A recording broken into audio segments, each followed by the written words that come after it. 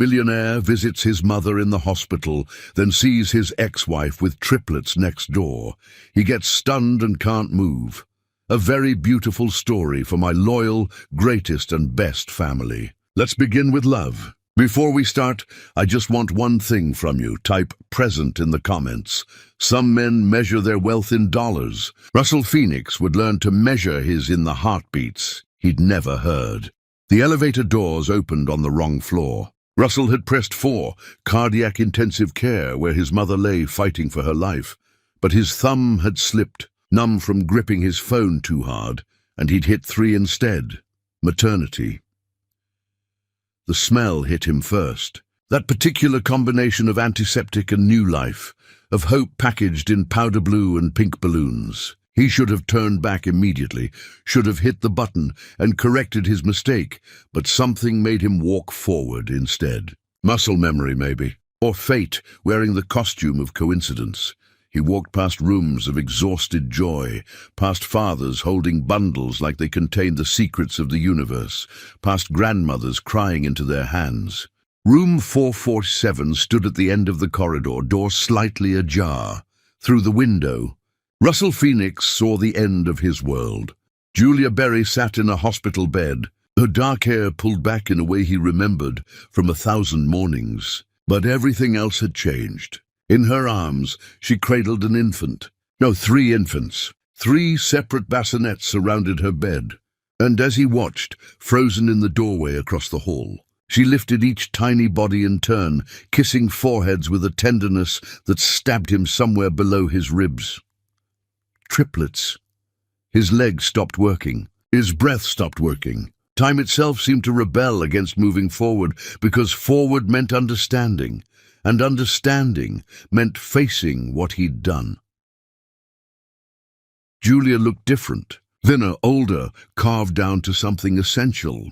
There were shadows under her eyes that hadn't been there before, a hardness in her jaw that spoke of survival rather than living. But when she looked down at those 3 babies, her face transformed into something he'd thought he'd destroyed forever. Pure, uncomplicated love. A nurse walked past him, chart in hand, and Russell pressed himself against the wall like a criminal.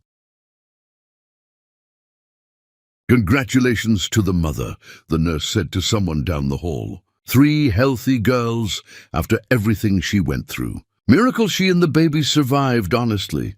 3 girls. Russell's mind raced backward. The divorce had been final for over a year now. Before that, weeks of paperwork and lawyers. Before that, the night he'd come home and destroyed everything. The last time he'd touched his wife had been the night before that confession, when things were already broken, but neither of them knew it yet. The realization hit him like a physical blow. These were his daughters. These 3 lives existed because of a moment he'd been too selfish to honor, too broken to preserve. Julia shifted in the bed, and Russell's body made the decision his mind couldn't. He stepped back, then back again, then turned and walked quickly toward the elevator. His hand shook so badly it took 3 tries to hit the button. The doors opened. He stepped inside. Pressed 4. The cardiac unit greeted him with beeping monitors and the smell of fear. His mother, Delphine Phoenix, lay in room 408, hooked to machines that kept her heart beating in rhythm. She looked small under the white sheets, smaller than he'd ever seen her. The surgeons had said 6 hours of surgery, said it went well, said she'd recover if infection didn't set in. Russell collapsed into the chair beside her bed and put his head in his hands. "Mom," he whispered to her unhearing ears. "Mom, I found her. I found Julia, and there are 3 babies, 3 daughters. Mine. They have to be mine, and she never told me, and I don't know what to do." Delphine's monitors beeped their steady rhythm. Her chest rose and fell. The machines breathed for her because her body had forgotten how. "What do I do?" Russell asked the silence. A nurse came in to check vitals, smiled sympathetically at what she must have assumed was a devoted son, and left. The clock on the wall said 8:15. The sun setting through the window painted everything orange and gold, the colors of endings.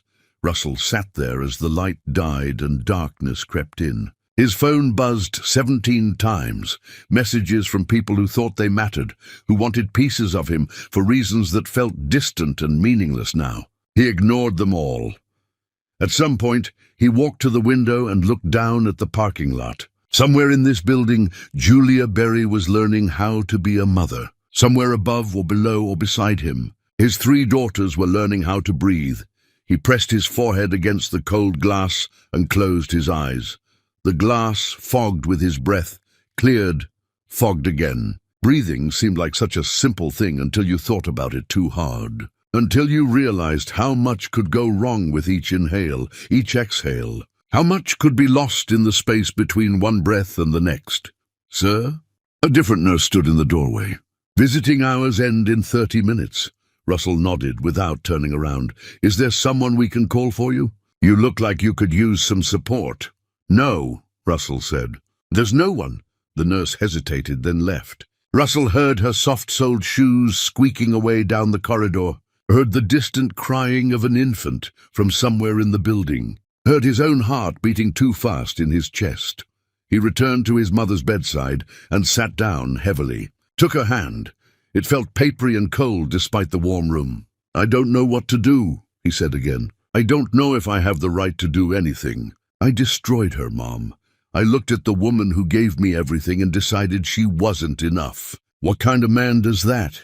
Delphine's face remained slack, peaceful.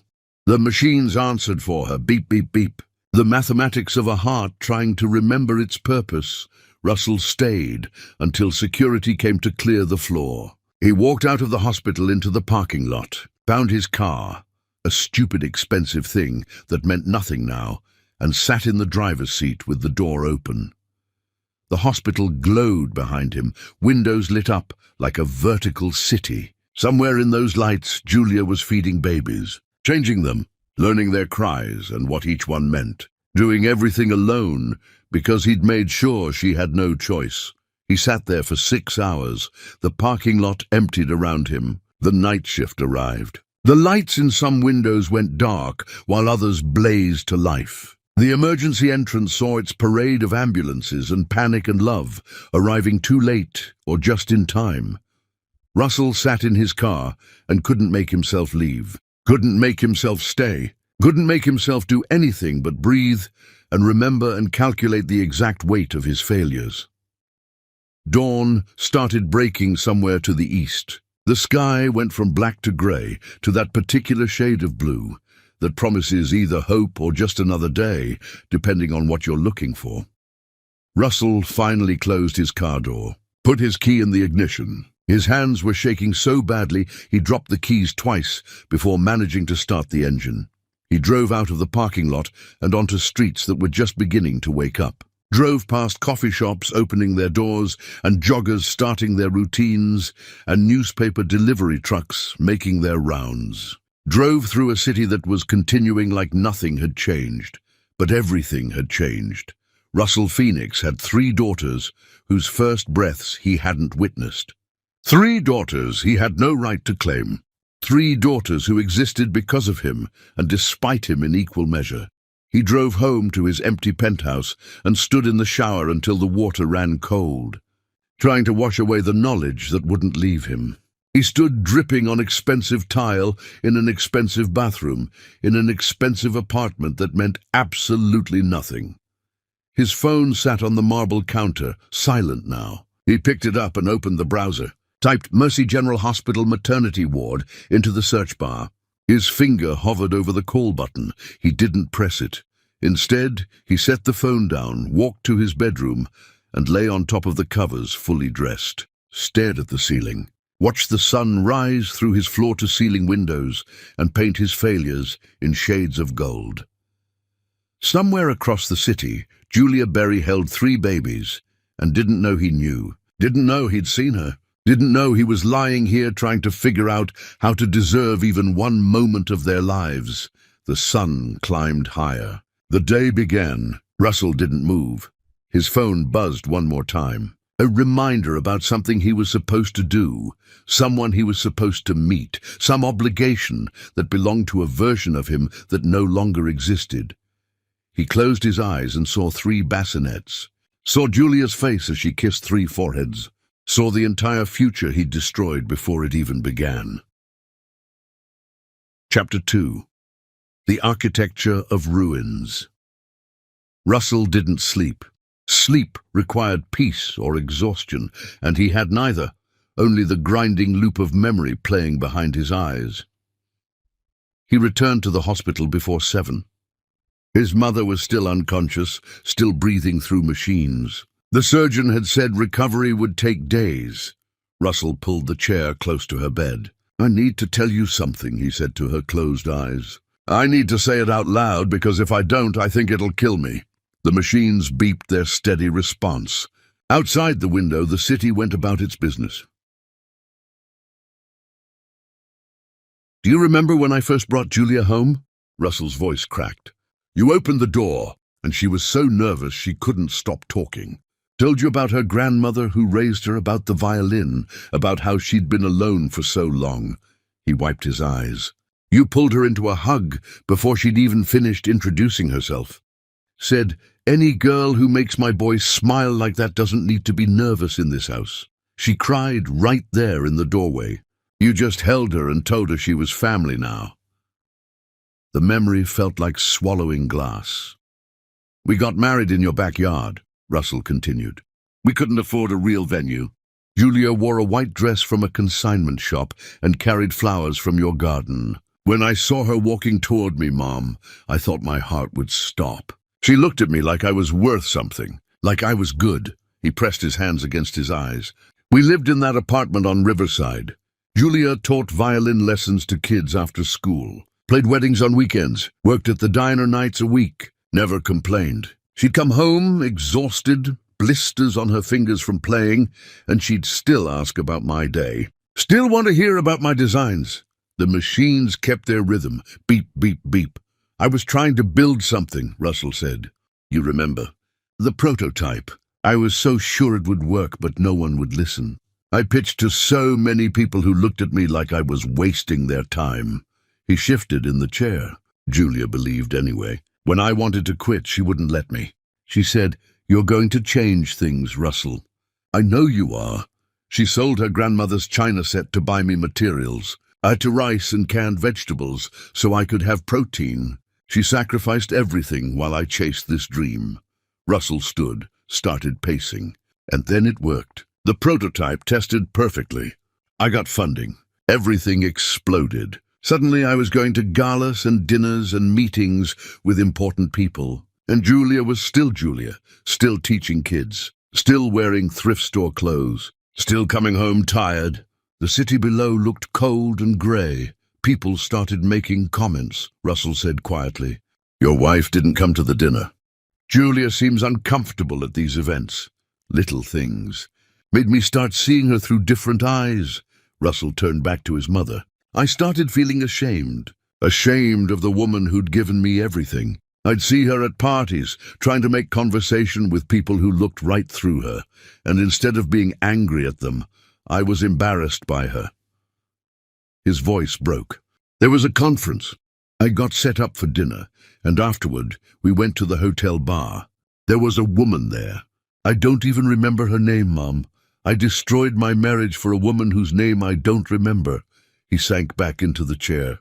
"I slept with her. Betrayed everything Julia and I had built. And the worst part, I felt powerful doing it, like I was finally the kind of man who could have affairs and expensive suits and a life that didn't smell like thrift stores and sacrifice." The confession hung in the air like smoke. "I came home and told her." "I don't know why. Maybe I wanted her to leave me so I wouldn't have to be the villain. Maybe I just wanted to hurt her because I'd already hurt myself. I said, 'Julia, I slept with someone else and I think we should get divorced.' Just like that. Cold. And do you know what she did? She just looked at me, didn't cry, didn't scream. Just looked at me for a long time, then nodded and said, 'Okay.'" Russell's shoulders shook. "That was it. Okay." She moved out that week. The divorce papers came soon after. She signed everything, didn't fight for anything. Just signed and left. He wiped his eyes. "I thought I'd feel free, but all I felt was empty. like I'd taken everything good in my life and set it on fire just to watch it burn. The machines kept their steady count. The sun climbed higher in the sky. And now I know, Russell whispered. She was pregnant when I did that to her, carrying our daughters when I said I wanted a divorce, growing 3 lives inside her body while I was destroying the life we'd built together. He laid his head on the edge of her bed. What do I do, Mom? How do I fix this? Delphine didn't answer. The machines answered instead. Beep, beep, beep. Russell stayed until a nurse came to check vitals, walked out into the hallway in a daze. He found himself at the information desk. Maternity ward, he said. There was a woman, Julia Berry. She had triplets. 3 girls. The volunteer smiled warmly. Oh, yes. Wren, Sparrow, and Lark. Bird names for all 3. The mother said her grandmother was a bird expert. Russell gripped the edge of the desk. Bird names, he repeated. Yes. Isn't that lovely? No, Russell said. I'm nobody. He walked away, found himself in front of room 447 again. But the door was closed now, and the blinds were drawn. He stood there for minutes, hand raised to knock before forcing himself to leave. Bird names. Julia had once told him that if they ever had daughters, she'd name them after birds. So they'll always know how to fly, she'd said. So they'll never feel trapped. She'd named their daughters to fly away from him, away from the cage he'd built with his selfishness and shame. Russell walked out of the hospital into cold morning air, got in his car and sat there, hands on the steering wheel, going nowhere. Finally he drove. No destination, just movement, because staying still meant thinking. He ended up at their old apartment on Riverside. The building looked the same, still shabby, still home to people scraping by. He sat across the street and stared at the 3rd-floor window where they'd lived.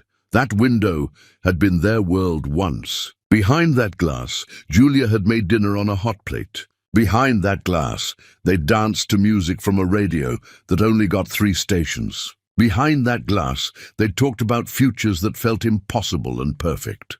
Russell put his head on the steering wheel and finally let himself break. Chapter 3. The Weight of Silence. Delphine woke on the 3rd day. Russell was there when her eyes opened.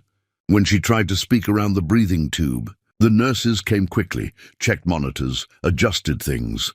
When they removed the tube, the first thing she said was, "Your face looks like death." What happened? Russell had rehearsed 100 ways to tell her.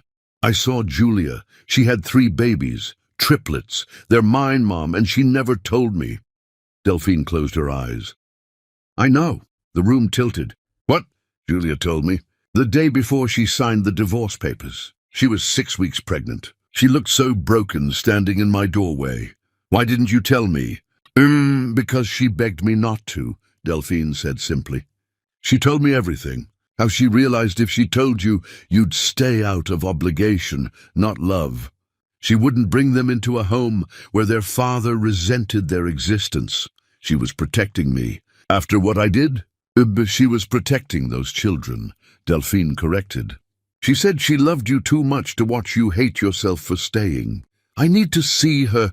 You need to think, Delphine interrupted. What are you going to do? Storm in and demand your rights?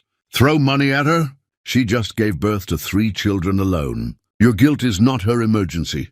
Russell sank into the chair. So I do nothing? Figure out what kind of man you want those 3 girls to know, Delphine said. Then maybe you'll be ready to face Julia. You broke something precious. You have to earn the right to even hold the pieces. Russell drove home in a fog. Realized he didn't know Julia's address. Didn't know her phone number. Didn't know anything except that somewhere she was alone with 3 babies.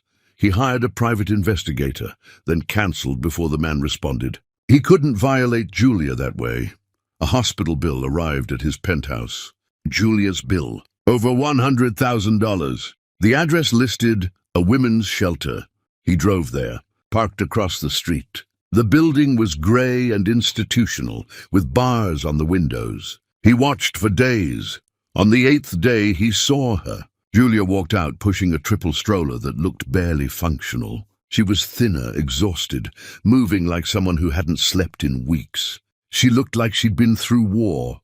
Russell's hand was on the door handle, but he watched her struggle down the steps, thank the security guard, and walk away. He drove in the opposite direction. That night, he paid her hospital bill anonymously. 2 days later, a cashier's check for the full amount arrived. No note, just his money returned. Julia didn't want his guilt money, didn't want anything from him. He tried anyway. Anonymous apartment listings, baby supplies, scholarship applications. Everything got rejected or returned. Russell started therapy. Dr. Calloway Reese listened to his story, then said, "What do you want from me?" "I want to know how to fix this." "You can't fix destroying someone's trust," Dr. Reese said flatly. "Forgiveness isn't something you earn. It's a gift she's not obligated to give." "Figure out what kind of man you actually are. Then decide if that man is someone those 3 girls deserve to know." Russell came back every week. Meanwhile, Julia stayed in the shelter, worked night shifts, slept 3 hours, ate whatever the shelter provided. Russell drove by, watched from a distance, never approached. One morning he saw Temperance arrive, saw Julia cry on the front steps while Temperance held her. Russell gripped his steering wheel and stayed in the car. 3 weeks later, the hospital called. His mother was being discharged. He brought her home, hired nurses, spent nights telling her everything he was learning about himself.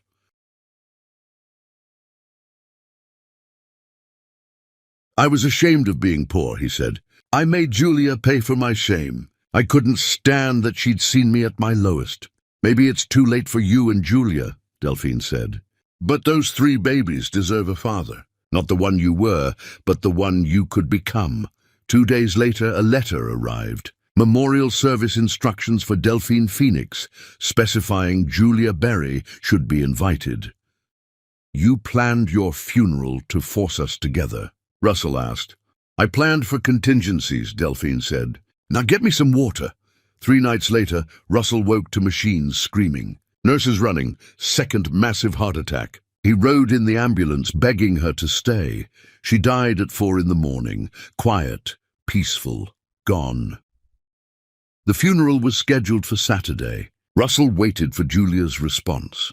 It came Thursday. A single line, "I'll be there." "For Delphine, not for you." Chapter 4. The Price of Cowardice. Julia arrived at the funeral home alone. No babies, no Temperance, just her, wearing a black dress that looked borrowed and shoes that had seen too many miles. She walked through the doors at exactly 10 in the morning. The service started at 10:30 and went directly to the closed casket. Russell watched from across the room. He'd arrived at 8 to make sure everything was perfect. Had spent 2 hours arranging chairs and checking flower placements and doing anything to avoid thinking about what would happen when Julia walked in. Now she was here, and he couldn't breathe. She stood in front of Delphine's casket for a long time. Then she opened her purse and pulled something out. A violin bow, old worn, the horsehair frayed. She placed it gently on top of the casket, her hand lingering there for a moment. "Delphine bought me my first professional bow," Julia said without turning around. Russell realized she knew he was watching. "I was 16, living with my grandmother in that apartment above the music store. I'd been playing on a student bow for years, saving up for a real one. Delphine came into the store one day, heard me playing, and bought the bow right there. $800. Just handed it to me and said, 'You can't make music like that with inadequate tools.'" She finally turned to face him. Her eyes were dry but devastated. "That bow carried me through every important performance of my life. My conservatory audition, my first professional symphony, my wedding." Russell's throat closed. "Julia, don't," she said quietly. "Don't say anything. I came because I loved your mother. She was the only mother I ever had after my grandmother died. She was kind to me when I had no one. And when you destroyed our marriage, she didn't stop loving me, even when she probably should have to make things easier on you." She walked past him toward the door. "The babies are with Temperance. I need to get back before the afternoon feeding. I can't stay for the service." "Please," Russell said. "Just Please wait. Julia stopped. Didn't turn around. For what? So you can apologize again? So you can explain why you're suddenly interested in being a father? I don't have time for your guilt, Russell. I have 3 infants who need me every 2 hours. I have a job that barely pays for formula. I have exactly 0 energy for whatever this is. I paid your hospital bill, Russell said. The words came out desperate and wrong. Julia laughed. Actually laughed. It sounded like breaking glass. I know. I sent it back. Did you really think I wouldn't know? That you could just throw money at this and make yourself feel better? I was trying to help. You were trying to buy absolution, Julia interrupted, finally turning to face him. And I'm not selling. Keep your money. Keep your guilt. Keep whatever fantasy you've built where you get to play hero in this story. She started walking again. Russell followed. They're mine, aren't they? The babies. They're my daughters. Julia stopped in the parking lot. The morning sun was too bright, too cheerful for this conversation. Biologically. Yes, in any way that matters? No good, I have rights. Rights. Julia's voice went sharp. You want to talk about rights. You have the right to DNA. That's it. You weren't there when I found out I was pregnant. You weren't there when I worked, until I collapsed because I had no choice. You weren't there when I spent 8 weeks on bed rest in a hospital alone, praying they'd survive. You weren't there when they cut them out of me, and I nearly bled to death on that table. You weren't there for their first breath, their first cry, any of the first anything. So don't stand there and talk to me about rights. I didn't know because I didn't tell you, Julia said. And I didn't tell you because you'd made it very clear that I was an embarrassment, that our marriage was something you needed to escape, that the life we'd built was something to be ashamed of. So I made a choice. I chose to protect my daughters from growing up watching their father resent their existence. Russell felt like he was drowning. I wouldn't have. Yes, you would have, Julia said flatly. Maybe not consciously, maybe not on purpose. But every time you looked at them, you'd have seen the trap that caught you, the obligation that forced you to stay with the woman you were too ashamed to keep. They'd have felt that, Russell. Children always feel that. So I took that choice away from you. A car pulled into the parking lot. Other mourners arriving. Julia glanced at them, then back at Russell. I need to go. Can I see them? The question came out broken. Please, just once. I just want to see them. Julia studied his face for a long moment. Why, so you can tell yourself you tried? So you can check a box that says you attempted to be a father? Because they're my daughters, Russell said. And I know I have no right to them. I know I destroyed everything. But they exist, Julia. They're real. And I need to see them. I need to know they're okay. They're fine, Julia said coldly. They have a mother who would die for them. That's more than enough. She walked to her car. It was old. Maybe 15 years, with a dent in the driver's side and a crack across the windshield. She opened the door, then paused. Your mother made me promise something before she went into surgery. She made me promise that if anything happened to her, I'd give you a chance. One chance. Not because you deserve it, but because she believed you could become someone who did. Julia got in the car. I don't know if I can keep that promise, but I'm going to try for her, not for you. She started the engine. Russell stood there helplessly. What do I need to do? Figure out who you actually are, Julia said through the open window. Not the man who betrayed me. Not the man drowning in guilt. The real you underneath all the performance. Then maybe we'll talk. Maybe. She drove away, leaving Russell standing in the parking lot as other cars pulled in around him. People getting out dressed in black, coming to mourn his mother. People who would expect him to deliver a eulogy, to shake hands, to accept condolences. Russell walked back inside. The funeral home staff had everything ready.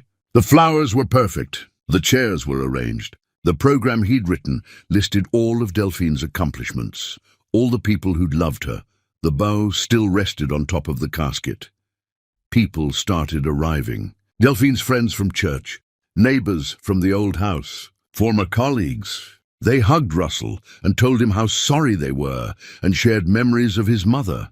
Russell stood there and nodded and thanked them and felt completely empty. When it was time for the service to begin, everyone took their seats. Russell walked to the front, looked out at 50 people who were waiting for him to say something meaningful about loss and love and the woman who'd raised him. He opened his mouth. Nothing came out. The silence stretched. People shifted uncomfortably. Russell looked down at the notes he'd prepared. All the right words were there. All the appropriate sentiments about life and death and cherishing memories. My mother, he finally said, believed people could change. She believed it even when the evidence suggested otherwise. She believed it about me even after I gave her every reason not to. He paused, took a breath. I destroyed something precious because I was ashamed of being loved by someone who'd seen me at my worst. My mother tried to teach me that being seen, being truly known was a gift. But I didn't understand that until it was too late. Until I'd thrown away everything that mattered. Someone in the back coughed. Russell kept going. She kept loving me anyway, even when I didn't deserve it. Even when loving me probably hurt. She kept believing I could become someone worth believing in. His voice cracked. I don't know if I can, but I'm going to try. Because that's what she would have wanted. For me to actually try instead of just talking about trying. He couldn't say anything else. Just stood there looking at his mother's casket with a violin bow on top and felt the weight of every mistake he'd ever made pressing down on his shoulders. Someone started clapping, then another person, then the whole room. Russell didn't understand why. He'd barely said anything, had fumbled through the worst eulogy in history, but they were clapping anyway. For his honesty, maybe, or for Delphine, who'd raised a son who could still, somehow, manage to be honest when it mattered. The rest of the service passed in a blur. People spoke. They sang hymns. They shared memories. Russell stood and sat when prompted and felt like he was watching himself from very far away. Afterward, in the parking lot, he saw Julia's car, still there. She was sitting in the driver's seat, engine off, watching him through the windshield.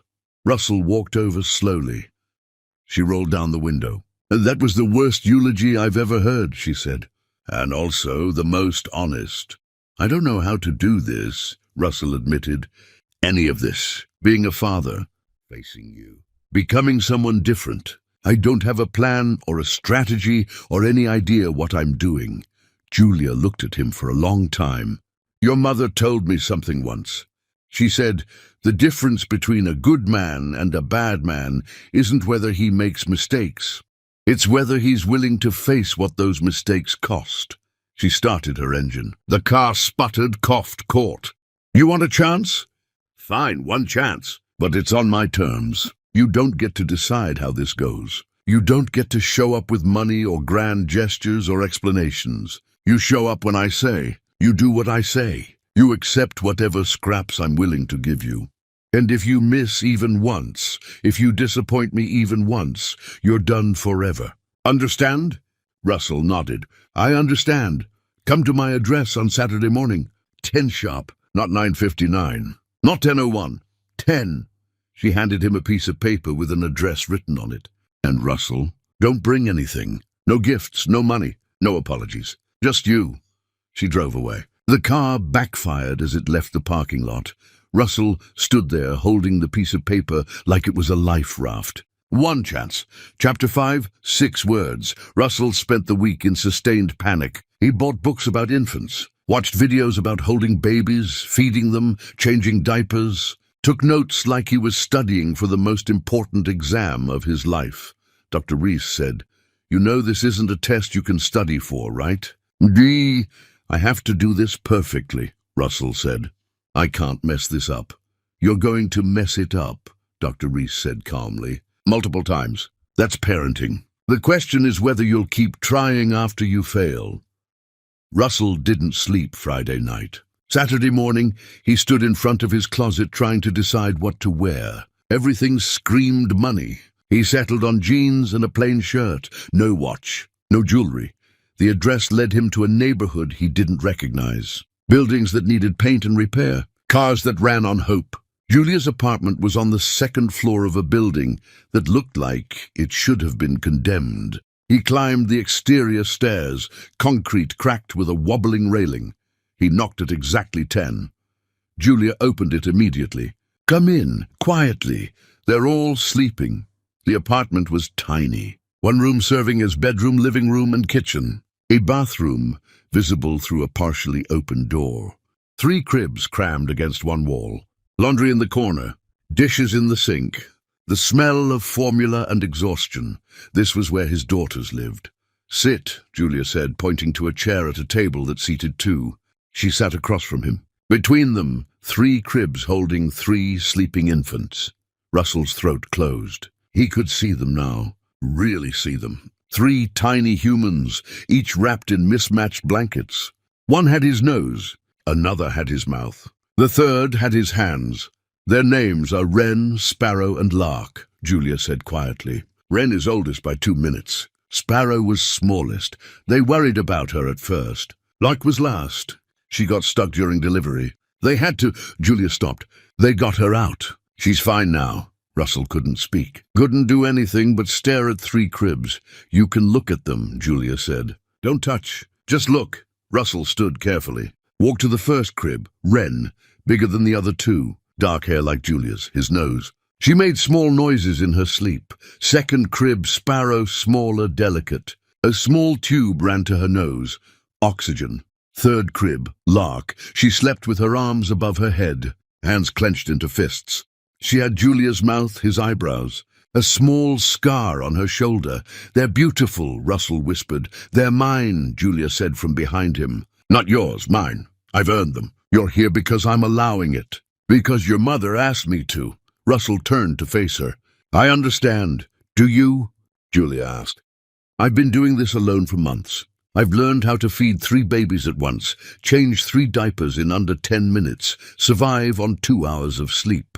I've done all of that while you were living in your penthouse, feeling sorry for yourself. Yes, Russell said. I understand. I don't think you do, Julia said. You want to be a father. It's not going to be convenient. It's not going to fit into your schedule or make you feel good about yourself. She stood, walked to the cribs. I don't trust you at all. I think you're going to try for a few weeks, decide it's too hard, and disappear. And I'm letting you do it anyway because Delphine asked me to. So this is your one chance. Your only chance. Don't waste it. I won't, Russell said. Here are the rules. 1 hour per week. Saturday mornings. 10 to 11. You come here. You don't bring anything. No gifts, no money, no apologies. You interact with the babies under my supervision. You leave when I tell you. You miss 1 week, you're done forever. Understood? Understood, Russell said. Your hour starts now. Russell stood there. Julia waited. After a moment, she said, I'm not going to tell you what to do. Figure it out. One of the babies started crying. Wren. She went from sleeping to screaming in seconds. Russell looked at Julia. Julia looked back, expressionless. She's hungry, Julia said. Bottles are in the kitchen. Figure it out. Russell found bottles in the fridge. They were cold. Do I warm it? Do you think babies drink cold milk? Russell found a pot, filled it with water, set it on the hot plate. Put the bottle in, waited. Wren screamed louder. The water heated slowly. Russell tested the bottle. Too cold. Waited. Tested again. Still cold. Wren was going hoarse. Finally warm. Russell took it to the crib, picked Wren up carefully. Tried to give her the bottle. She turned away. Screamed louder. Russell tried again. She knocked the bottle from his hand. It fell, milk spilling. Clean that up, Julia said. There's another bottle in the fridge. Russell put Wren back. She screamed harder and cleaned up. Got another bottle. Started heating again. His hands were shaking. Wren's cries had woken Sparrow. The second bottle took forever. Both babies screaming. Finally ready. Russell picked up Wren, positioned her differently, offered the bottle. She took it. Finally, Russell exhaled in relief. She's eating too fast, Julia said. You have to burp her halfway through. Russell had no idea how. He tried patting her back. Wren choked, spit up, started screaming again. The bottle fell. Sparrow's crying intensified. Now Lark was waking. 3 babies crying. Russell stood holding a screaming infant with no idea what to do. Your hour's almost up, Julia said. She stood, took Wren from him. Within seconds, the baby calmed. Julia fed her efficiently, burped her, settled her. Then she did the same with Sparrow and Lark. 3 babies. All fed and content in 15 minutes. Russell stood covered in spit-up, exhausted, defeated. "I don't know how you do this." "Practice," Julia said, "and necessity. You learn fast when there's no one else." She put the last baby down. "Your hour's up. Leave." Russell walked to the door, turned back. "Julia, save it," she said. "See you next Saturday. 10 sharp." He left, walked down the stairs to his car, sat in the driver's seat and put his head on the steering wheel. He'd failed. 1 baby, 1 hour. Complete disaster. But Julia had said, "See you next Saturday." Another chance. Russell drove home and immediately started researching. Bought a doll, practiced for hours, watched videos until his eyes burned. Week 2. Russell arrived at 10, having barely slept. He'd practiced. He'd watched videos. He was ready. Julia opened the door. "Come in." Same setup. 3 cribs, 3 babies. Julia at the table. "Your hour starts now." Russell waited. All 3 babies were awake but quiet. He approached the cribs. "Can I hold one?" "If you think you can manage it." Russell picked up Lark carefully. She was so light. He supported her head properly. She looked up at him with dark eyes and made a small noise. "Talk to her," Julia said. "Olvidicatutius. Babies need to hear voices." "Hi, Lark, I'm your—" He stopped. "I'm Russell. And I'm sorry I haven't been here. But I'm here now, and I'm going to try to be better." Lark blinked at him, then vomited all over his shirt. Russell froze. Lark started crying. He looked at Julia helplessly. "Did I do something wrong?" "She has reflux," Julia said. "Happens sometimes. Clean yourself up, bathroom." Russell cleaned up, changed Lark's clothes, fumbled through it but managed. His hour wasn't half over, and he was already exhausted. "Try feeding Sparrow," Julia said. Russell went through the process, heating the bottle, picking her up, positioning her. This time slightly better. Sparrow ate slowly. He remembered to burp her. She spit up anyway, but less. "Better," Julia said. "Not praise exactly, but not criticism either."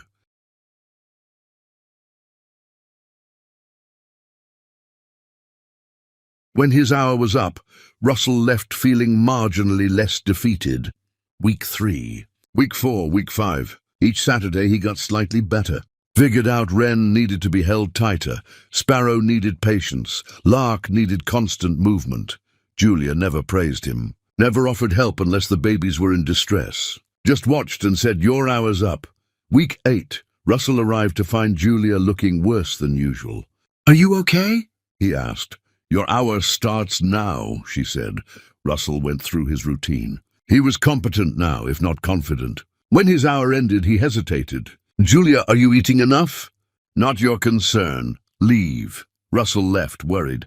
She looked like she was barely holding on. Week 12. Russell arrived to find all 3 babies asleep. Julia sat at the table looking dead on her feet. "Come in," she said quietly. The apartment was messier than usual. Dishes piled up, laundry everywhere. The babies slept. Julia sat with her head in her hands. Russell stood there. "Sit down," he said quietly. "This is my apartment," Julia said. "You don't give orders." "Then I'm asking, please." Julia looked up. Her eyes were red. "Why are you still coming? What do you get out of this?" "I'm trying to be their father," Russell said. "You can't be their father in 1 hour a week," Julia said. "That's not real."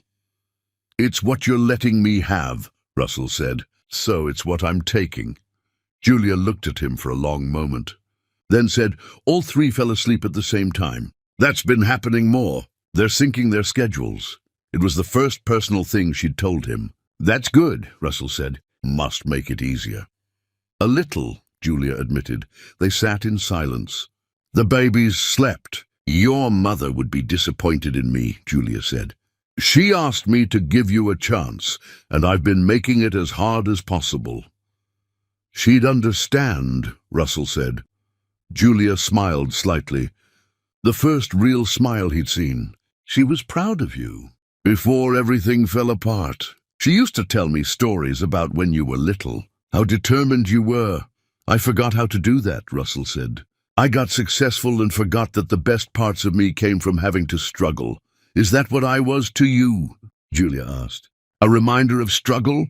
Russell met her eyes. Yes, and I will hate myself for that until the day I die.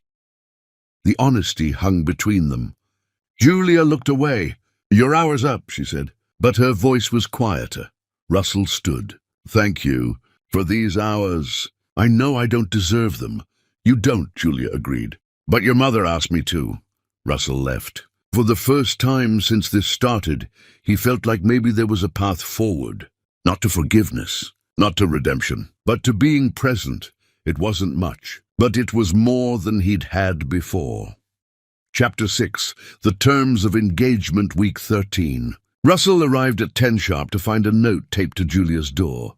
In hospital. Don't come in. His heart stopped. He knocked anyway, no answer. He called through the door, nothing. He stood there for 10 minutes, panic rising, before Temperance appeared on the stairs. She collapsed yesterday, Temperance said without preamble. Passed out while feeding the babies. I took her to the hospital. They're keeping her for observation. The girls are with me, Temperance interrupted. And before you ask, no, you can't see them. Julia's instructions were very clear. If anything happened to her, I'm in charge. Not you. Russell leaned against the wall. Is she okay? Severe exhaustion, malnutrition, dehydration. She's been skipping meals to make formula money stretch further. Temperance crossed her arms. You've been coming here for 3 months. Did you not notice she was starving herself? Russell had noticed. He'd asked. Julia had shut him down. What hospital? I'm not telling you that, Temperance said. She doesn't want to see you. Please, Russell said. I need to know she's okay. Temperance studied him. She's terrified, she finally said. She's terrified that if she takes any help from you, if she accepts anything at all, you'll use it as leverage. That you'll claim she's an unfit mother, or that you deserve more custody because you've been supporting her. So she'd rather starve than give you ammunition. The words hit like physical blows. I would never, wouldn't you? Temperance asked. Because from where Julia's standing, you're the man who betrayed her and destroyed her entire life. Why would she trust that you wouldn't do it again? Russell had no answer. Temperance shook her head. She'll be out in a few days. Stay away until she contacts you. Those are her rules. She left. Russell stood outside Julia's apartment for a long time. Finally went home. Spent the next 4 days unable to think about anything else. Called the hospital and was told they couldn't release patient information. Tried to hire a lawyer and stopped himself. That would only prove Julia right. On day 5, a text arrived from an unknown number. I'm home. Come Saturday. Same time. Saturday, Russell arrived at 10 to find Julia looking almost translucent. She'd lost weight she didn't have to lose. Dark circles under her eyes. But she was home. The babies were back in their cribs. Everything looked normal, except for how clearly nothing was normal. Sit, Julia said. Her voice was tired but steady. Russell sat. Are you okay? The babies are fine, Julia said, not answering his actual question. Temperance took good care of them. They barely noticed I was gone. That's not what I asked. Julia looked at him directly. The hospital wants me to accept state aid. Food assistance, housing vouchers, childcare subsidies. They said if I don't, they'll call child services. That I'm neglecting my own health, and that makes me a risk to the girls. Russell's stomach dropped. Are you going to? Accept state aid? Julia laughed without humor. What choice do I have? I can either let the government help me or let you help me. And at least the government doesn't come with emotional baggage. I wasn't offering money, Russell said carefully. You were thinking it, Julia said. I could see it on your face. The man who can solve everything with his wallet trying to figure out how to make a deposit I'd actually accept. She wasn't wrong. Russell had been thinking exactly that. What do you want from me, then? What can I actually do that won't make this worse? Julia was quiet for a long moment. Then she said, the hospital gave me an ultimatum. I need help, real help, not money, not anonymous donations, actual physical help with the babies. If I can't demonstrate adequate support within 2 weeks, they'll require supervised visits with a social worker. And if I can't manage that, she stopped, swallowed, they'll place the girls temporarily with foster care while I recover. The words hung in the air like a death sentence. They can't do that, Russell said. You're their mother. You love them. Love doesn't keep babies alive, Julia said flatly. Food does, sleep does, adequate care does, and I'm failing at all of those. So either I accept help or I lose them. Those are my options. Russell understood what she wasn't saying. You want me to help. I don't want anything from you, Julia corrected. But I need something. And since the only other person I have is Temperance, and she's got her own family to care for, that leaves you, unless you've got better things to do. There's nothing better I could possibly do, Russell said immediately. Then here's how this works, Julia said. You come 3 times a week, 2 hours each visit. Morning times, 6 to 8 before you go to work. You help with morning routines, bottles, diapers, putting them down for first nap. Then you leave. No extended visits, no bonding time. You're here to provide practical help, not to play father. Okay, Russell said. And you don't bring anything, Julia continued. No gifts, no supplies, no groceries that you just happen to buy too much of. You show up, you help with the babies, you leave. That's it. Okay, Russell said again. And if you miss once, if you're late even once, the deal is off and you go back to 1 hour on Saturdays. Or nothing if I decide you're more trouble than you're worth. I understand, Russell said. Julia looked at him suspiciously. You're agreeing too easily. Because I'm grateful you're even considering this, Russell said honestly. Because I know what it costs you to ask me for help. Because I'll take any amount of time with my daughters that you're willing to give me. Julia's jaw tightened. Don't make this about gratitude or fatherhood or any of that. This is about survival. I'm using you as free labor because I have no other choice. That's all this is. Okay, Russell said. Stop saying okay, Julia snapped. Stop being so agreeable. Argue with me. Tell me you deserve more. Tell me you have rights. Give me a reason to send you away. Russell met her eyes. I'm not going to fight with you. You're drowning, and I'm part of the reason why. If you're giving me a chance to help keep you afloat, I'm taking it. On whatever terms you set. Julia looked away. I don't trust you. I know.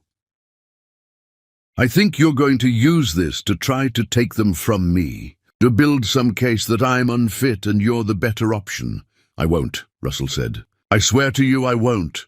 Your promises don't mean anything to me, Julia said. You promised to love me. You promised forever. You promised a lot of things, and then you destroyed them all. So your swears are worthless. Then judge me by my actions, Russell said. Watch what I do, and if I ever, even once, give you reason to think I'm trying to take them from you, end this immediately. I'll walk away. I'll sign away my rights. Whatever you want, Julia studied him. Why? Why would you agree to that?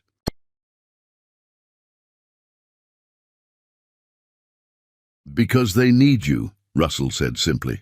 They need their mother healthy and alive and present. And if helping you means I stay in the background forever, that's fine, as long as they have you.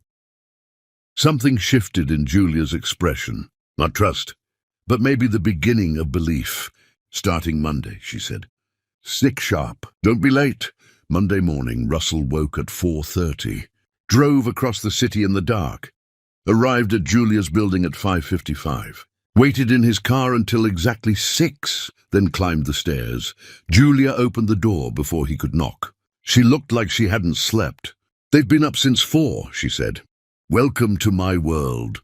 The apartment was chaos. All 3 babies crying. Julia moving between them mechanically, face slack with exhaustion. Wren needs a bottle. Sparrow needs changed. Lark just needs to be held. Pick one.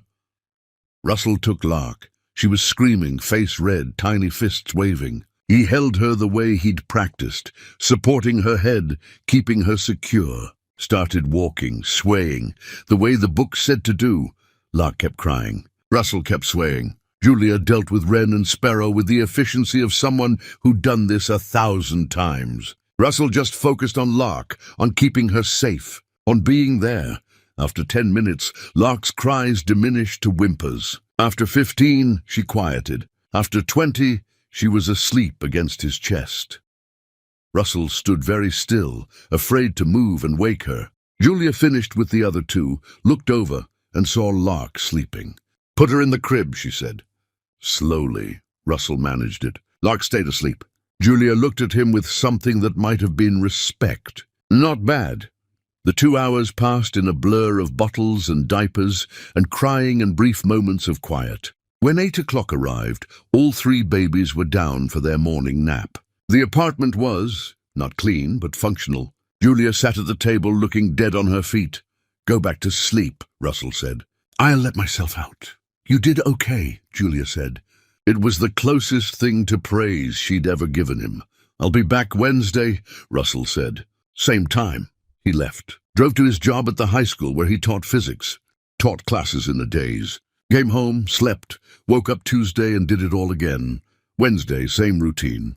Russell showed up at 6. Helped for 2 hours.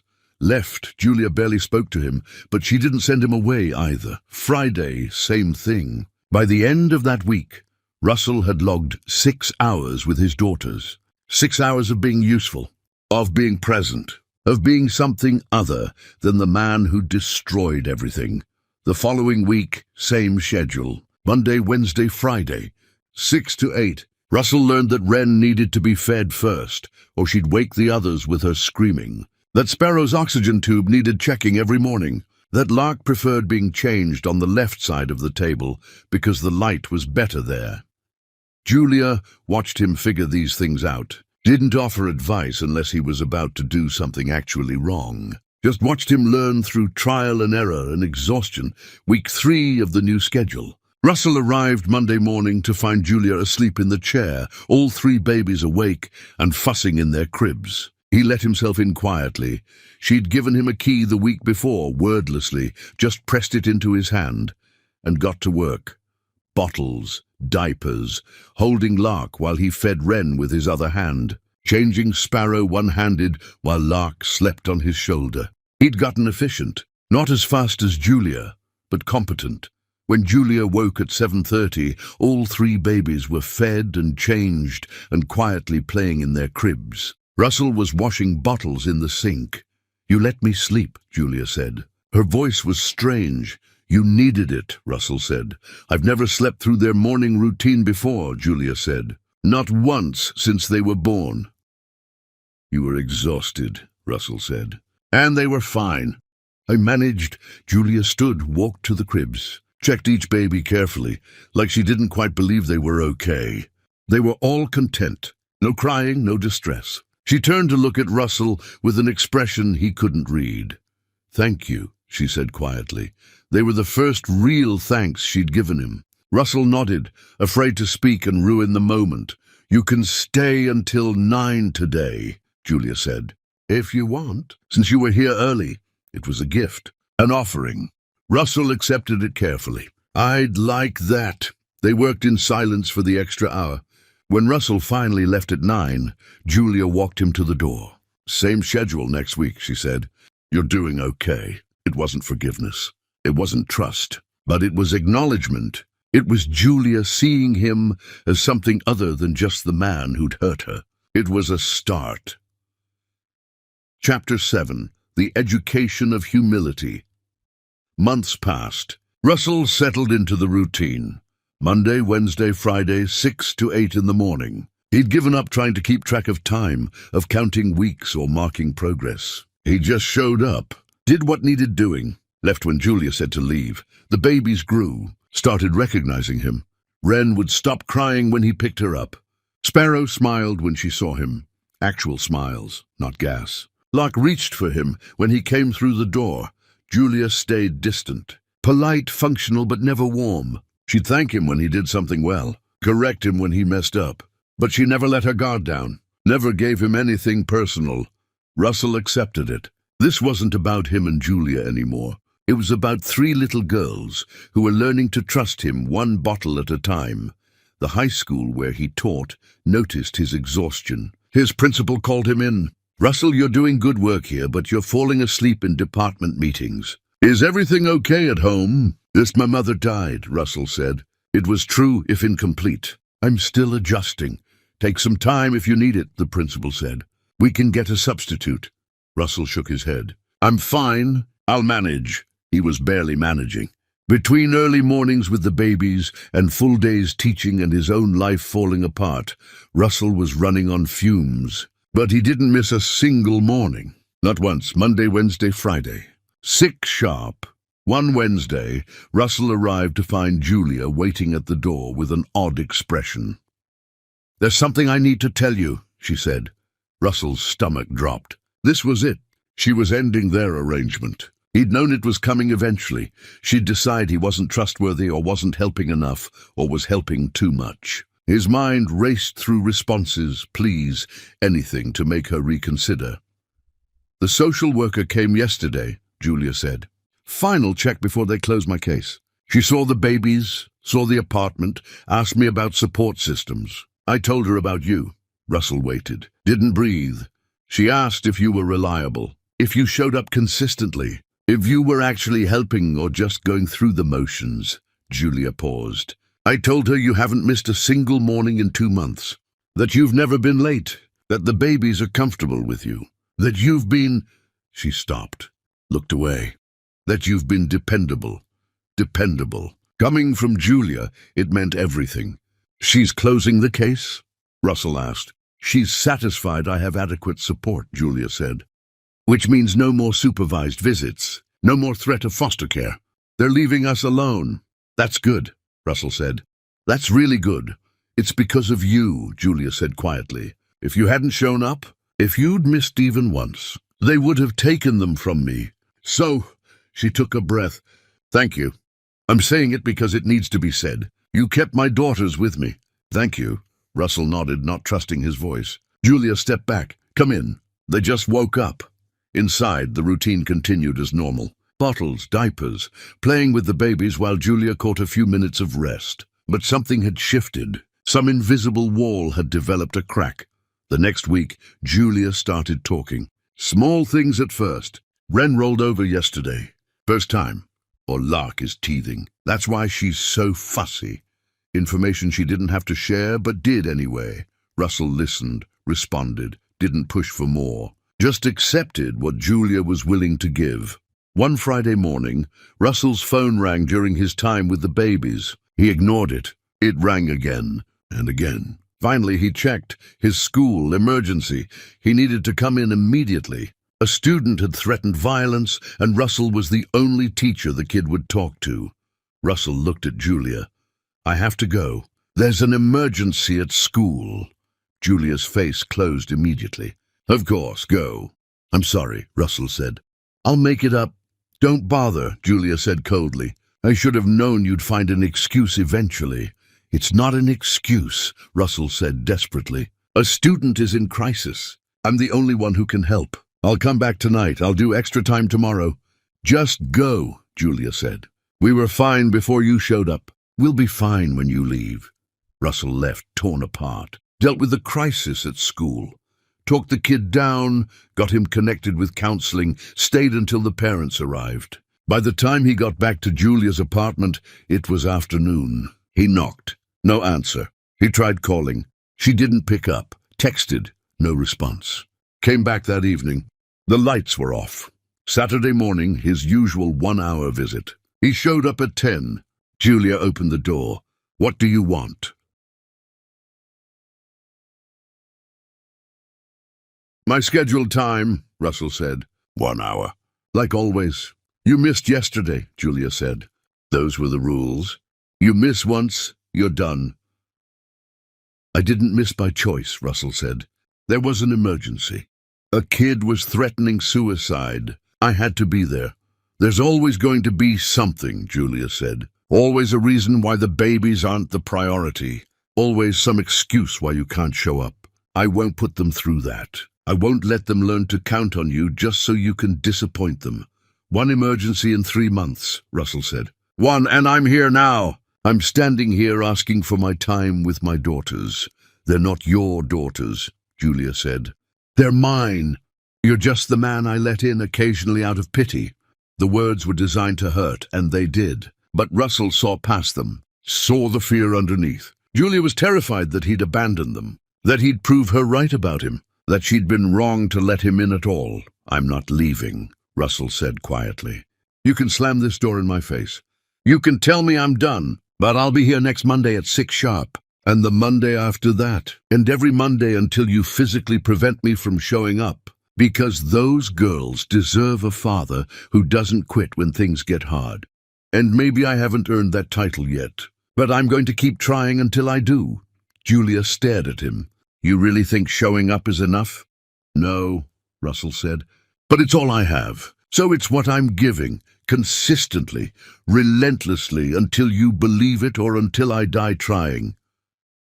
Julia's hand tightened on the door. If you break their hearts, then you'll never forgive me and I'll never forgive myself, Russell said. I know. I live with that knowledge every single day. But I'm still going to show up. Julia was quiet for a long moment. Then she stepped back. 1 hour. And don't ever make me feel like I was wrong to trust you again. Russell came in. The hour was tense, stilted, but he was there. He'd shown up after she'd tried to push him away. He'd fought to stay when leaving would have been easier. Monday morning, 6 sharp, Russell was at the door. Julia opened it without a word. Let him in. They worked in silence. At 8, as he was leaving, Julia said, the social worker also asked if you were on the birth certificates. Russell stopped. What did you tell her? That you weren't, Julia said. That I'd left you off because I wasn't sure if you'd stick around. Russell's chest ached. And now? Now I'm considering it, Julia said carefully. Not because you deserve it, but because they deserve to have it documented who their father is, in case something happens to me, in case they need medical history or... She stopped. It's practical, not emotional. Understand? I understand, Russell said. Whatever you decide is fine. I'm here either way. Julia nodded. We'll see. The weeks continued. The babies grew, started sitting up on their own, babbling. Wren was the loudest, always demanding attention. Sparrow was quieter, more observant. Lark was the climber. Even at 6 months she was trying to pull herself up on anything she could reach. Russell learned their personalities, learned that Wren needed to be fed first but put down for naps last. That Sparrow liked being read to, even though she couldn't understand the words. That Lark would only sleep if someone was touching her. He learned Julia's patterns too. How she'd get very quiet when she was overwhelmed. How she'd clean obsessively when she was anxious. How she'd sometimes just stare at the babies with an expression that was equal parts love and terror. One morning, Russell arrived to find Julia crying. Actually crying, sitting at the table with her face in her hands while all 3 babies screamed from their cribs. What happened? Russell asked, immediately going to the babies. Nothing, Julia said through tears. Everything. I don't know. They won't stop crying. I fed them, changed them, held them, and they just won't stop. And I'm so tired. I'm so incredibly tired. And I don't know how to do this anymore.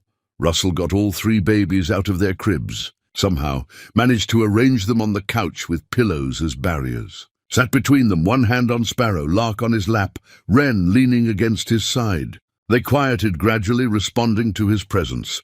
When did you last eat? Russell asked Julia. I don't remember, Julia said. Yesterday, maybe? There's food in the cabinet, Russell said. Eat something. I've got them. You have to leave at 8, Julia said automatically. You have work. I'm calling in sick, Russell said. Eat something. Then sleep. I'll stay until you wake up. You can't. I can, Russell interrupted. And I am. For once in your life, Julia, let someone help you without fighting about it.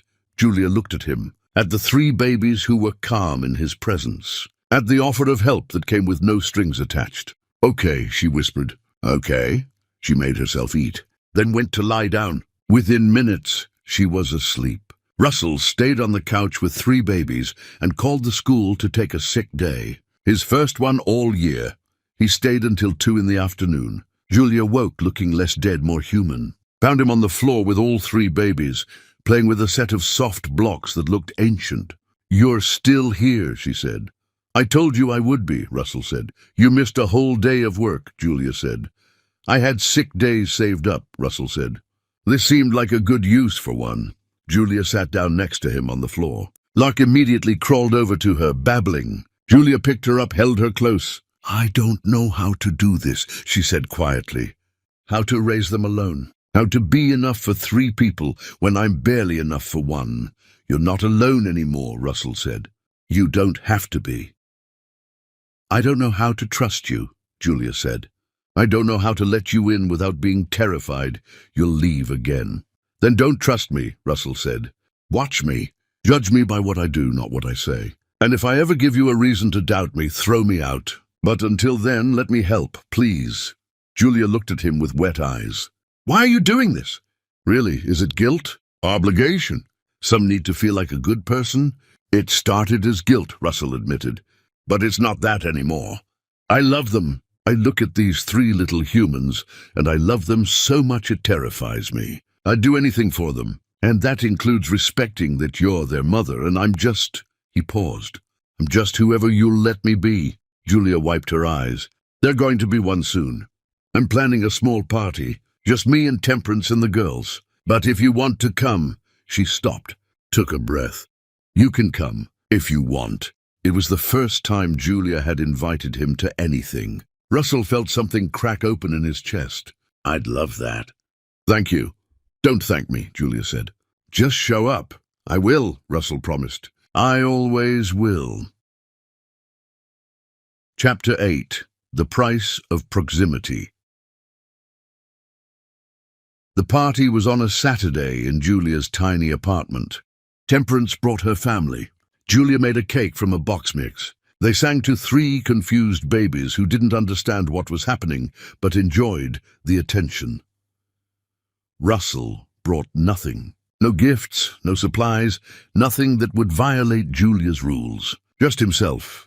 Wren, Sparrow, and Lark were fascinated by their cake. 3 small smashes that ended with babies covered in frosting and everyone laughing. Russell helped clean up.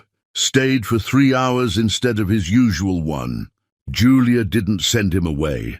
When everyone was leaving, Wren took her first real steps. She'd been cruising along furniture for weeks, but this was different. She let go of the couch, looked directly at Russell, and walked. 3 wobbling steps into his arms. Russell caught her, laughing with shock and joy. Looked up at Julia. Julia was frozen, face unreadable. The moment stretched. Her first steps, Temperance said, breaking the tension. How wonderful. But Russell saw it. Saw the pain flash across Julia's face. Wren's first steps hadn't been to her mother. They'd been to him. Julia excused herself. Went to the bathroom. Came back composed but distant. The party wrapped up quickly after that. When everyone left, Russell stayed to help finish cleaning. Julia worked in silence. Finally, he said, I'm sorry. For what? Julia asked, scrubbing a plate. That her first steps were to me. I know that hurt you. Julia's hand stilled. Don't apologize for things you didn't control. Still, Russell said. I'm sorry. Julia set the plate down, turned to face him. Do you know what the worst part is? I'm glad she feels comfortable enough with you to do that. I'm glad she's bonding with you. And I hate that I'm glad. I hate that my daughters are learning to love you when you're the man who destroyed me. I'm not that man anymore, Russell said quietly. Aren't you? Julia asked. How do I know? How do I trust that you won't wake up one day and decide this is too hard? That you won't meet someone new and decide we're an inconvenience? That you won't repeat history? You can't know, Russell said honestly. I can't prove a future that hasn't happened yet. All I can do is keep showing up. Keep being here. Keep being someone you can rely on. I don't want to rely on you, Julia said, and her voice cracked. I don't want my daughters to rely on you. I don't want any of this. I want to go back to when it was just me and them, and I didn't have to worry about whether you'd still be here next week. But I will be, Russell said. I will be here next week, and the week after, and the week after that.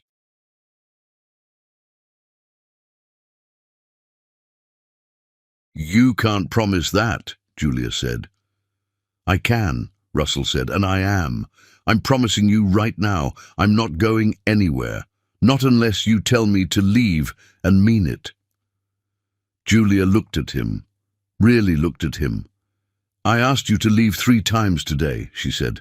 In my head, watching you with them, seeing how happy they are with you, I wanted to tell you to get out, to stop confusing everything, but I didn't. Do you know why? Russell shook his head. Because they need you, Julia said. My daughters need their father, and as much as I hate admitting it, you've become that. You show up, you help, you love them. You're actually being a father, and it kills me that you figured out how to be that person only after you destroyed our marriage. I was a coward before, Russell said. I was so terrified of being poor again that I sabotaged everything good in my life. But Julia, losing you, losing them before I even knew they existed, it broke something in me, or fixed something. I don't know. All I know is that I'm not that person anymore. I can't be, not when I have 3 daughters who deserve better. Julia wiped her eyes. I think you should leave now. Okay, Russell said, started gathering his things. Not because I'm angry, Julia added, because I need to think about what this is becoming, about whether I can actually trust you, about... She stopped. Just go. Please. Russell left, walked down the stairs in a daze, sat in his car for a long time before driving home. The next Monday, he showed up at 6 sharp. Julia opened the door, let him in without a word. They worked together in tense silence. At 8, as he was leaving, Julia said, I'm adding you to the birth certificates, officially, as their father. Russell stopped breathing. Are you sure? No, Julia said honestly, but they deserve to have it documented, and you've earned at least that much. Thank you, Russell said. I know what it costs you to do that. Don't make me regret it, Julia said. It was a plea, not a threat. I won't, Russell promised. I swear to you, I won't. The next few weeks, something shifted.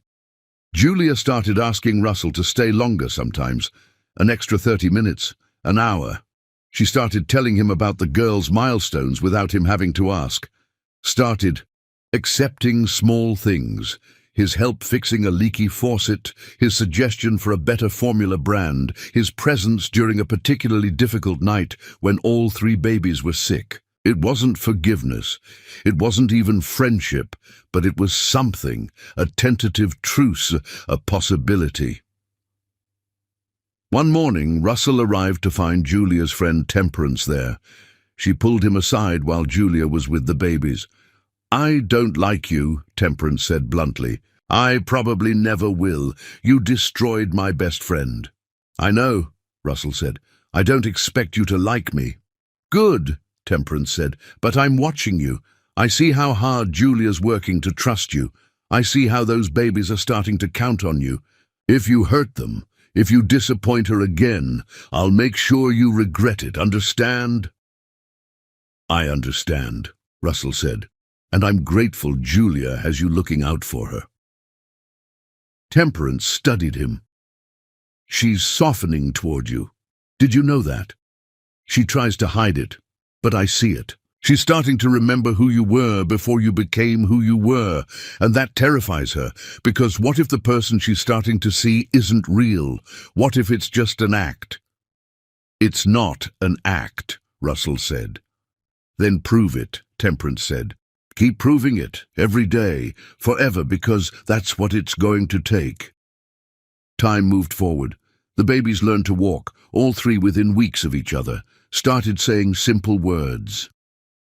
Mama was first, always. Russell waited for Dada, but it didn't come. He didn't push it. Julia started smiling occasionally, real smiles, not the brittle ones she'd worn like armor. She'd laugh sometimes when the babies did something funny, and the sound was like sunlight breaking through clouds.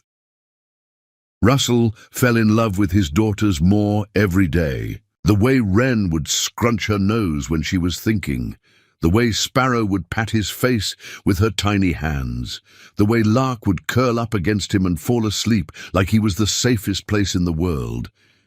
He fell in love with watching Julia be their mother too. The way she was patient even when exhausted, the way she sang to them in a voice that was rusty but beautiful, the way she'd check on them 100 times while they slept just to make sure they were breathing. He didn't tell her any of this, kept it locked away. Because this wasn't about him and Julia. This was about three little girls who were learning to navigate a world where they had two parents who loved them but couldn't love each other. One evening, Russell had started staying. Until the babies went down for the night, helping with dinner and bath time, Julia asked him to stay after they were asleep. "We need to talk," she said, and Russell's stomach dropped. They sat at the small table. Julia took a long breath. "The babies are going to start asking questions soon, about why we don't live together, about why Daddy leaves every night, about why Mama and Daddy don't act like Temperance and her husband." "What do you want to tell them?" Russell asked. "The truth," Julia said. "Age-appropriate versions, but the truth, that you're their father, that I'm their mother, that we love them, but we're not together." "Okay," Russell said. "But I need to know," Julia continued. "Are you in this forever? Or is there going to be a point where you meet someone new and we become an obligation instead of a priority? Because I can handle that, but they can't. So I need to know now, before they're old enough to understand heartbreak." Russell met her eyes. "There's no one else. There won't be anyone else. This is my life now. Those three girls are my life. And you—" He stopped, started again. "You're their mother, which means you're part of my life too, whether we're together or not. So no, I'm not going anywhere. This is it for me." Julia looked at him for a long moment. "I believe you," she said quietly. "And that's the most terrifying thing I've ever admitted." "Why terrifying?" Russell asked. "Because if I believe you, and you're lying, it'll destroy me all over again," Julia said. "But if I believe you and you're telling the truth, then I have to figure out what that means. How to co-parent with the man who broke my heart. How to let you be close to them without letting you too close to me. How to forgive without forgetting. How to move forward when I'm still standing in the wreckage of what we were." "You don't have to figure it all out now," Russell said. "We can take it one day at a time, one morning at a time, whatever pace you need." Julia nodded. "Okay. But Russell—" "Yeah?" "Thank you for showing up, for staying, for being what they need. It doesn't fix what you did, but it matters anyway." It wasn't forgiveness, but it was acknowledgement. It was Julia seeing him as more than just the man who'd hurt her. It was progress. Chapter 9. The Erosion of Certainty. Time passed differently now, not in weeks or months, but in milestones. The first time Sparrow said "Dada." The first time Lark threw a tantrum. The first time Wren insisted on dressing herself and came out wearing mismatched everything and enormous pride. Russell was there for all of it. Had been there so consistently for so long that his presence became routine, expected. The girls would watch for him in the morning, faces lighting up when he walked through the door. They'd drag him into their games, their stories, their entire world. Julia watched it happen, watched her daughters love their father, watched Russell be patient and present and everything he hadn't been with her. It created a strange ache. Not jealousy exactly, but something adjacent to it. One morning, Russell arrived to find Julia already awake, making actual breakfast instead of just grabbing whatever was fastest. The girls were eating cereal. The apartment was tidier than usual. Julia had put on real clothes instead of just pajamas. "Special occasion?" Russell asked.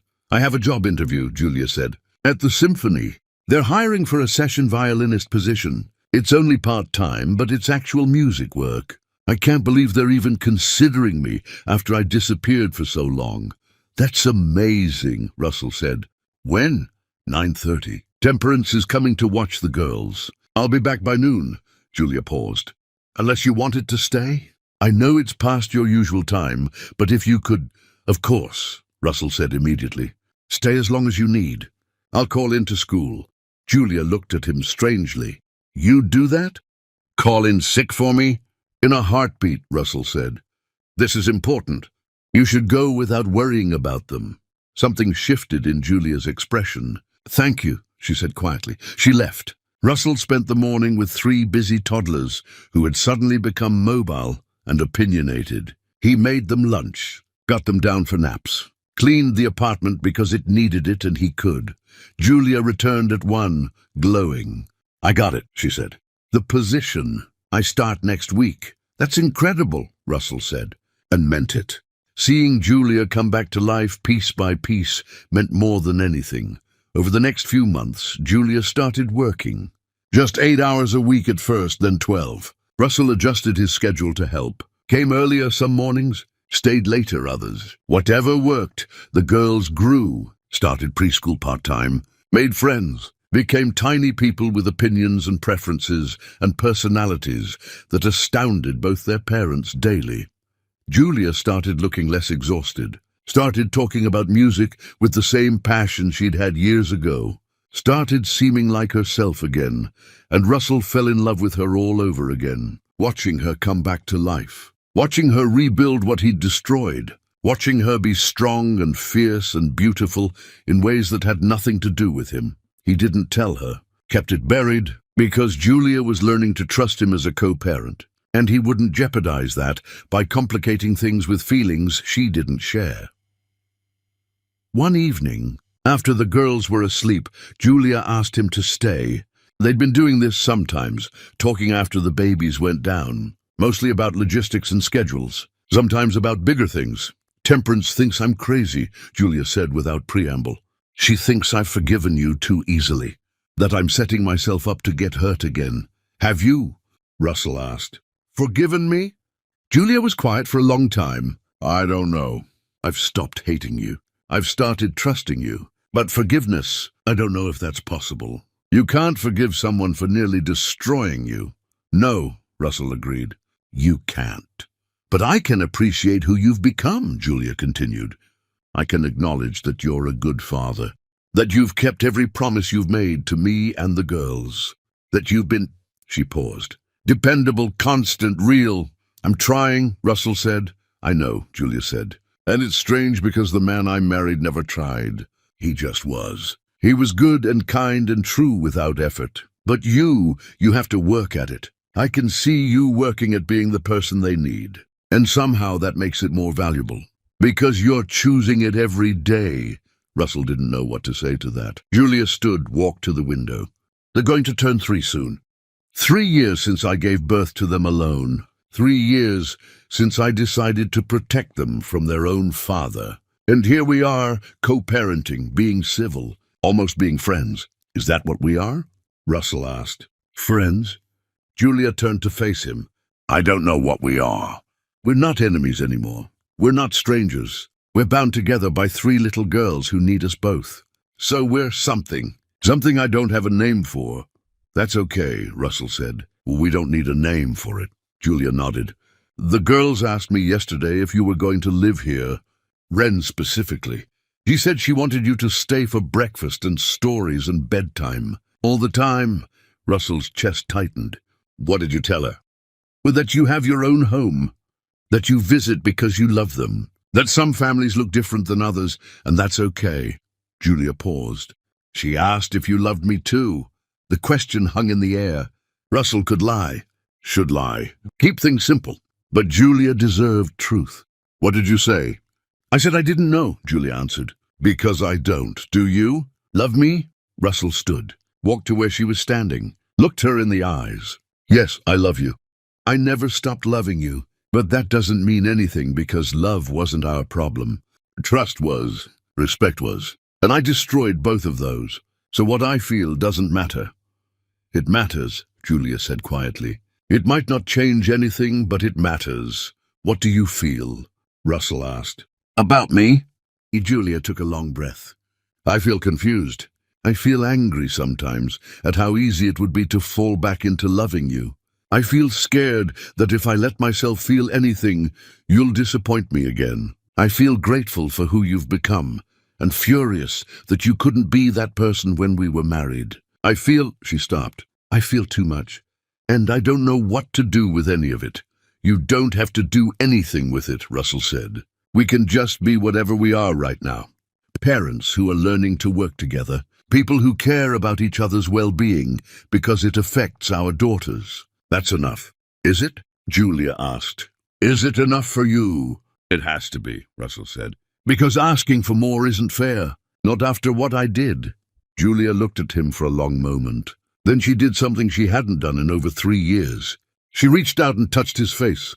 Just her palm against his cheek, gentle, tentative. I don't know how to trust you with my heart again, she whispered. But I'm starting to trust you with theirs. And maybe that's where we start. Russell stood very still. Where we start what? I don't know, Julia admitted. But I'm tired of being angry. I'm tired of holding on to what happened like it's armor. I'm tired of pretending that watching you be their father doesn't make me remember why I loved you in the first place. She dropped her hand. Step back. I'm not saying I forgive you. I'm not saying we can be what we were. But maybe we can figure out what we are now, if you want to. I want to, Russell said immediately. Whatever that looks like. However long it takes, I want to try. Julia nodded. Okay, then we'll try, slowly, carefully, with no expectations. Just trying. It wasn't a reunion. It wasn't forgiveness. But it was possibility. And possibility was more than Russell had dared hope for. The girl's 3rd birthday arrived. This time, the party was bigger. Preschool friends, neighbors, a small celebration that felt like joy instead of survival. Russell helped set up. Stayed the whole day. Julia let him. When the girls blew out their candles, 3 cakes because they couldn't agree on one flavor, they looked at both their parents with identical expressions of pure happiness. Like their world was complete. After everyone left, after the girls were asleep, Julia and Russell cleaned up together in comfortable silence. When they finished, Julia said, Stay just tonight. Sleep on the couch. So you're here when they wake up. They'd love that. Russell stayed. Woke at dawn to 3 little girls climbing on him, giggling. Julia made breakfast.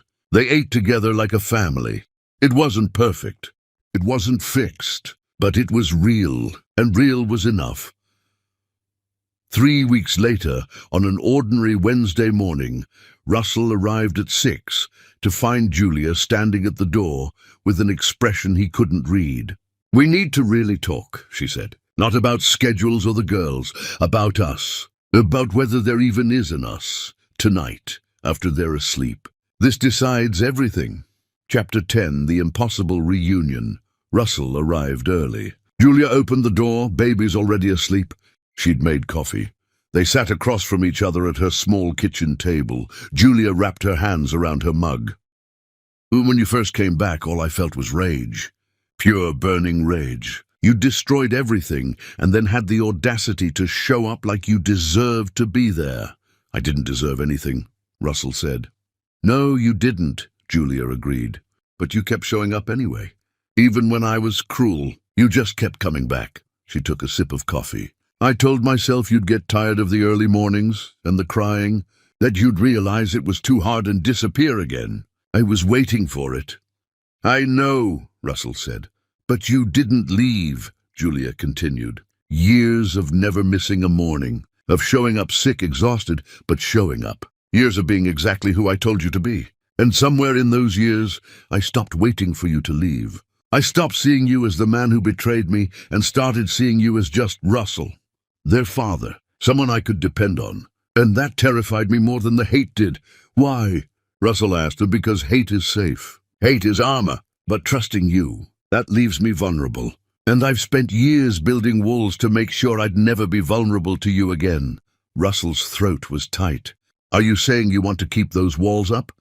I'm saying I don't think I can anymore. And I don't know if that's healing or stupidity. She stood up, started pacing. I need complete honesty. Why did you really betray me? The real reason. Russell had asked himself this question 1,000 times. I was ashamed of loving you, he said finally. Ashamed that you'd seen me at my absolute lowest. When I became successful, I wanted to erase all of that. But you were living proof that I'd been weak. So I tried to erase you.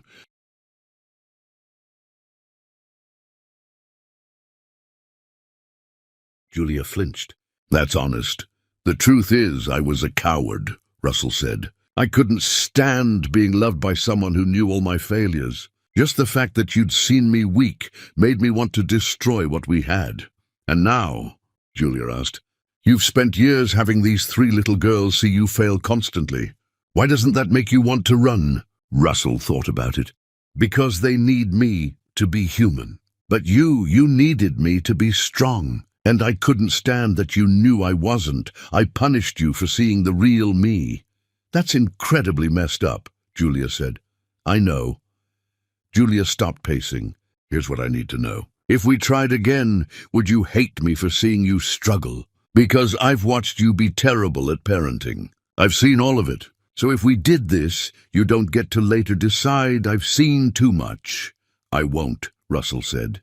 That version of me is dead. And I'm not saying that to manipulate you. I'm saying it because it's true. Julia crossed her arms. Prove it, right now. Tell me something that makes you feel weak. Something you'd normally hide. Russell took a breath. I'm terrified every single day that I'm not enough. That those 3 girls will grow up and realize their father is just a mediocre man who got lucky once. I'm terrified that you'll wake up one day and realize you've wasted years letting me back in. I'm terrified that I'm fundamentally broken and that no amount of therapy or time or trying will ever fix it. His voice cracked. I'm terrified that everything I am is just performance, that there's no real self underneath. And I'm most terrified that you'll see all of that and confirm that I was right to be ashamed. Silence. Julia stared at him. Thank you, Julia said quietly, for trusting me with that. So what now? Russell asked. Julia sat back down. I want to try. Not what we were, that's dead, but maybe something new. Something built on who we actually are. Hope blazed in Russell's chest. Are you sure? No, Julia admitted. I'm terrified. But I'm also tired of being alone. Tired of co-parenting someone I still have feelings for while pretending I don't. She reached across the table, took his hand. But we do this my way, slowly, with rules. And the second you make me regret this, I end it. Understand? I understand, Russell said. Whatever rules you need. Julia nodded. Okay, then we try. I don't know how to do this, Julia admitted. I don't know how to date the father of my children. Neither do I, Russell said. So we figure it out together. They stayed up talking until midnight. About how they'd structure this. About what they'd tell the girls. The next morning he arrived as usual. Julia opened the door with a shy smile. Hi. Hi, Russell said back. As Russell was leaving, Julia walked him to the door. So we're doing this. We're doing this, Russell confirmed. It's going to be messy, Julia warned. I'm going to have moments where I doubt everything, where I remember what happened and panic. I know, Russell said. And I'll be here through all of it. Julia looked up at him. Can I try something? Anything, Russell said. She leaned up and kissed him, quick, tentative. The world didn't end. Russell kissed her back carefully. When they broke apart, Julia was crying. Why are you crying? Russell asked. Because I thought I'd never feel this again, Julia said. But I just kissed you, and instead of feeling scared, I felt hope. The next weeks were strange and wonderful. They went on actual dates. They talked constantly.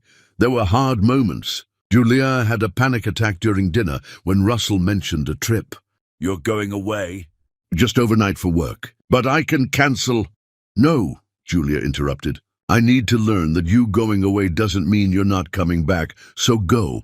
And when you come back exactly when you say you will, it'll help me believe. Russell went. Called her multiple times. Returned exactly when promised. Julia cried when he walked through the door right on time. Small steps. Small victories. Months later, Julia asked Russell to stay the night. Not for anything physical. Just to be here. So the girls wake up and we're both here.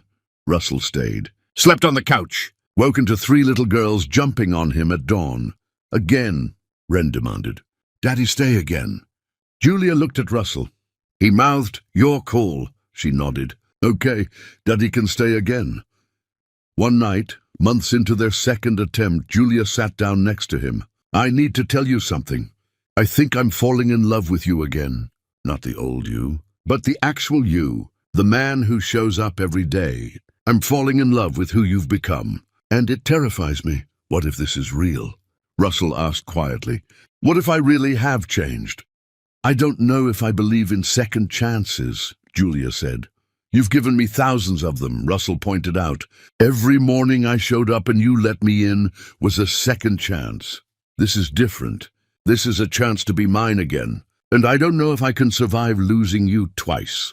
Russell took her hand. You won't lose me. Julia, I love you. I love the woman you are now. Stronger and fiercer and more sure of yourself. I love the mother you've become. All of it. Julia kissed him deeply. When she pulled back, she said, I think we might actually make it. Maybe not right now, maybe not smoothly, but eventually we will be, Russell said, whatever it takes. That afternoon, Julia pulled him aside. I think we should tell them. Let them see us being affectionate. Let them know that Mama and Daddy are figuring things out. They kissed. And from behind them, 3 little voices erupted in giggles. You kissing, Sparrow said, delighted. Are you and Daddy friends now? Wren asked. Julia looked at Russell. Together, they said, we're trying to be. Good, Lark said decisively. I like when Daddy stays. Julia leaned against Russell. We're really doing this. We are, Russell confirmed. And it's going to be beautiful. Epilogue years later. Russell Phoenix stood in the kitchen of the house he and Julia had bought together, making breakfast. Wren, Sparrow and Lark were at the table arguing. Julia was getting ready for a performance. She'd been made principal violinist and was playing a solo tonight. You're going to be late, Russell called.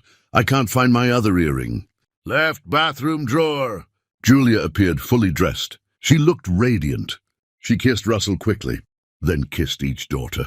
Be good for Daddy. Russell served breakfast. Got 3 girls ready for kindergarten. Dropped them off. Taught his classes. Picked them up. Helped with homework. Made dinner. Did bath time and tucked 3 exhausted children into bed. When Julia came home late, she found Russell on the couch with his eyes closed. That bad? She asked, sitting next to him. Wren decided she's a vegetarian. Sparrow announced she's going to be a doctor. Lark tried to cut her own hair. Pretty standard Tuesday, Julia laughed. How much hair did she lose? Not much. I caught her in time.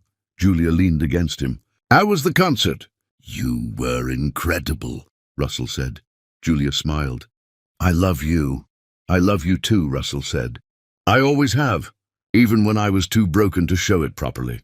Even when I destroyed everything. I've always loved you. Julia kissed him. We did it. We actually made it back to each other. We did, Russell agreed. Took years of me showing up and you learning to trust again. But we made it. Are you happy? Julia asked. Russell thought about his 3 daughters sleeping upstairs. About the woman beside him who'd given him more chances than he'd deserved. About the life they'd built from ruins. I'm happier than I ever thought possible. You? Terrified and hopeful and exhausted and grateful, Julia said. Which means yes, I'm happy. They sat together in comfortable silence. Somewhere upstairs, one of the girls cried out. Julia stopped Russell. I'll go. She came back 5 minutes later. Lark had a nightmare. She's fine now. They went to bed together. In the morning, they'd wake up to chaos and pancakes and 3 little girls who looked at them like they hung the stars. But tonight, they slept. 2 people who'd broken each other and themselves. 2 people who'd spent years learning how to be whole again. 2 people who'd discovered that sometimes the greatest love stories aren't about perfect people finding each other. They're about broken people choosing to keep trying. The end.